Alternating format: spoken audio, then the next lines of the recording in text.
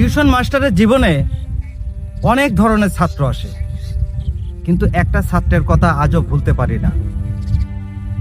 বছরখানেক আগের কথা, ছেলেটার হাতে একটা ভাঙ্গা পেন্সিল ছিল, যেটা সে এত ছোট হয়ে যাওয়া পর্যন্ত ব্যবহার করেছে যে সেটা আর আঙ্গুলে ধরাও যেত না।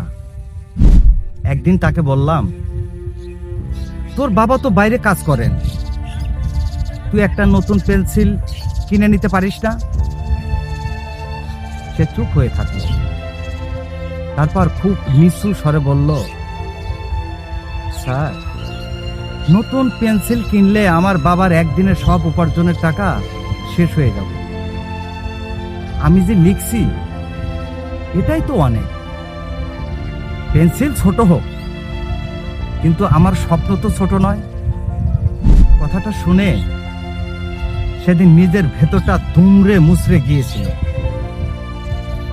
আমরা কত দামি কলম ফেলে দেই, কত খাতা নষ্ট করি, অথচ সেই ছোট্ট ছেলেটার কাছে সেই ভাঙ্গা পেন্সিলটাই ছিল তার জীবনের সবচেয়ে বেশি দামি সম্পদ, সবচেয়ে দামি সম্পদ।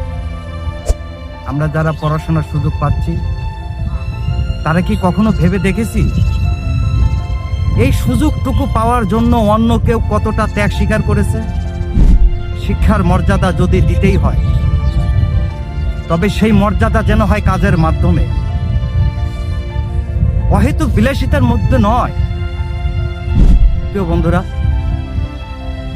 আপনারা যারা আমার এই ভিডিও নিয়মিত দেখেন, হয়তোবা আপনাদের জীবনেও এমন কোনো সংগ্রামের গল্প আছে। যদি থেকে থাকে অবশ্যই কমেন্টে জানাবেন। নিজের ছোট ভাই বোনদের বা সন্তানদের শিক্ষার গুরুত্বটা বুঝিয়ে বলবেন, কিভাবে তারা চলবে, কিভাবে তারা মানুষ হবে। সবাই ভালো থাকবেন, আমার জন্য দোয়া করবেন। আমি আব্দুল মালেক আজকের মতো এখানেই বিদায় নিচ্ছি। আল্লাহ হাফেজ।